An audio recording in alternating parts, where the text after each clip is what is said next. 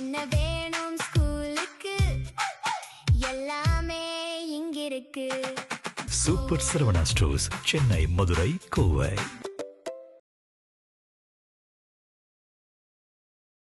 வாயிலிருந்து நல்லா வருமா? உங்களுக்கு மட்டும் என்ன, வேற ஏதாவது பிளானட்ல இருந்து குதிச்சு ஓட்டு போட்டு போனாங்களா? தற்கொரியாமா, தற்கொரி நல்லா வருது, வேணான்னு பாக்குறேன். என்ன வரும் சிஎம் சார்? அது மட்டும் இன்னொன்னு சொல்றாரு, அவர் வாயில நல்லா வந்துருமா. வாயில என்ன வரும்? தமிழ்நாட்டு மக்கள் வாயில நிறைய வரும்.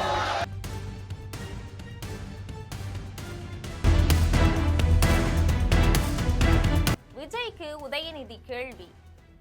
சட்டமன்ற தேர்தல்ல திமுக அதிமுகவை தோற்கடிச்சு தாவேக ஆட்சியை பிடிச்சிருக்கு. முதலமைச்சர் விஜயுடைய செயல்பாடுகள்ல ஆதரவும் எதிர்ப்பும் கலந்திருக்குது. கடந்த சில நாட்களுக்கு முன்னாடி திருச்சிக்கு போன விஜய் திமுக மேல பல்வேறு விமர்சனங்களை முன் வச்சாரு. வாயிலிருந்து நல்லா வருது, வேண்டாம் அப்படின்னு விஜய் பேசியிருந்தாரு. இதற்கு உதயநிதி வாயிலிருந்து நல்லா வருமா, என்ன வரும் அப்படின்னு கேள்வி எழுப்பியிருக்கிறாரு. இது பற்றி விரிவாக பார்க்கலாம் இந்த தொகுப்பில்.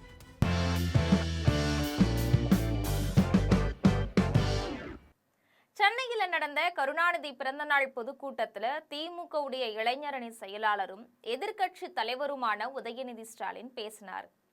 அப்போ சிஎம் சார் நன்றி சொல்றதுக்காக திருச்சி கிழக்குக்கு போனாரு. பெரம்பூர்ல வெற்றி பெற்றிருக்கிறாரு. பெரம்பூர்ல நன்றி சொல்ல வக்கு இல்ல. திருச்சி கிழக்குக்கு இங்க பெரம்பூர்ல ஜெயிச்சிருக்கிறாரு. இங்க இருக்கக்கூடிய பெரம்பூருக்கு போய் நன்றி சொல்றதுக்கு வக்கு இல்ல. இதுவும் நான் சொல்லிதான் போனாரு. சட்டமன்றத்தில் நான் சொன்னேன், திருச்சிக்கு போய் முதல்ல நன்றி சொல்லுங்க. 20 நாள் முன்னாடி சொன்னேன். சட்டமன்றத்துல நான் திருச்சி போய் நன்றி தெரிவிக்க சொன்னதாலதான் திருச்சிக்கு போனாரு. திருச்சி போனாரே, நன்றி சொன்னாரா? முதல்வரான பிறகு கடந்த 5 வருஷத்துல நம்முடைய தலைவர் எந்த மாவட்டத்துக்கு போனாலும் புதிய திட்டங்களை அறிவிப்பாரு. இப்போதைய சிஎம் திருச்சியில ஏதாவது திட்டத்தை அறிவிச்சாரா? ஒரு திட்டத்தையுமே அறிவிக்கல. இன்னைக்கு இந்த புதிய அரசு பொறுப்பேற்று 25 நாள் ஆச்சு. உருப்படியா ஏதாவது ஒரு திட்டம் கொண்டு வந்திருக்கீங்கன்னு சொல்ல முடியுமா? ஒரு திட்டமும் கிடையாது. திருச்சி கிழக்குல இன்னும் 6 மாசத்துல இடைத்தேர்தல் வரப்போகுது. அதுக்கான பிரச்சாரத்திற்கு தான் அவர் போயிருக்கிறாரு.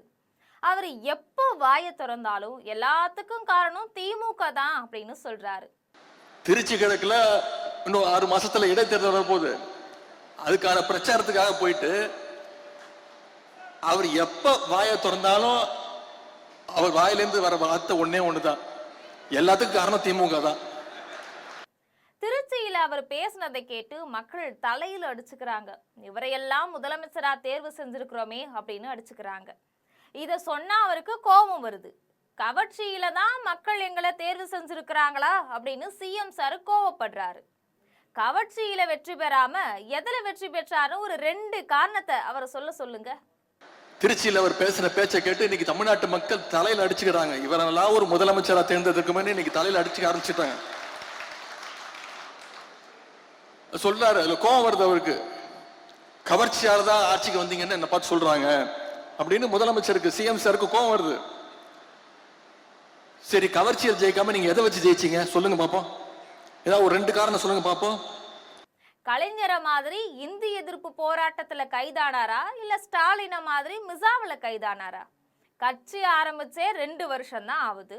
மாநில உரிமைகளுக்காக குரல் கொடுத்திருக்கிறீங்களா? பாஜகவுக்கு எதிராக ஏதாவது போராட்டம் நடத்தினாங்களா? கலைஞர் மாதிரி இந்திய எதிர்ப்பு போராட்டத்துல கைது பண்ணி போராட்டம் பண்ணி ஜெயிலுக்கு போயிட்டு வந்தீங்களா? சரி, எங்க தலைவர் மாதிரி மிசா கொடுமையில 1 வருஷம் உள்ள இருந்து வந்தீங்களா? கட்சி ஆரம்பிச்சே 2 வருஷம் தான் ஆகுது. மாநில உரிமைகளுக்காக என்னைக்காவது குரல் கொடுத்திருக்கிறீங்களா? ஒன்றிய பாஜக அரசு ஏதாவது குரல் கொடுத்திருக்கிறீங்களா? பின்ன வேற எதை வச்சு நீங்க ஆட்சிக்கு வந்தீங்க? ஏதாவது ஒரு போராட்டம் பண்ணிருக்கீங்களா? தமிழகம் முழுவதும் போய் மக்கள் கிட்ட ஓட்டு கேட்டீங்களா? உங்களுடைய வேட்பாளர்களுடைய பெயராவது தெரியுமா? எதுவுமே தெரியாது. இதத்தான் எங்களுடைய தலைவர் கவர்ச்சி அரசியல் அப்படின்னு சொல்றாரு. வாயிலிருந்து நல்லா வந்துரும் அப்படின்னு சொல்றாரு. வாயில என்ன வரும்? தமிழ்நாட்டு மக்கள் வாயில நிறைய வரும். முதலமைச்சர் வாயில ஏதாவது நல்ல திட்டம் வருமா அப்படின்னு மக்கள் காத்துட்டு இருக்கிறாங்க. இதுவரைக்கும் உருப்படியா எதுவுமே வரல. அது மட்டும் இன்னொன்னு சொல்றாரு, அவர் வாயில நல்லா வந்துருமா. வாயில என்ன வரும்? தமிழ்நாட்டு மக்கள் வாயில நிறைய வரும். தமிழ்நாட்டு மக்கள் காத்துக்கிட்டு இருக்காங்க, இந்த முதலமைச்சர் வாயில ஏதாவது ஒரு நல்ல வார்த்தை வருமா அப்படின்னு, ஏதாவது ஒரு திட்டங்கள் வருமான்னு இன்னைக்கு காத்துக்கிட்டு இருக்காங்க. இது வரைக்கும் உருப்படியா ஒன்னும் வரல. எதை கேட்டாலும் திமுக சதின்னு சொல்றாங்க. தூர சக்தி, கோர சக்தி, பார சக்தி அப்படின்னு டி ராஜேந்திரன மாதிரி ரைமிங்கா பேசுறாரு. எவ்வளவு பெரிய தோல்வியா இருந்தாலும் மறுபடியும் மீண்டு வருவோம், அதுக்காக மக்கள் கிட்ட தூரமா இருந்தது கிடையாது அப்படின்னு சொன்னாரு உதயநிதி ஸ்டாலின். இது போன்ற செய்திகளை உடனுக்குடன் தெரிந்து கொள்ள ஜெம் தொலைக்காட்சியுடன் எப்பொழுதும் தொடர்பில் இருங்கள். நன்றி.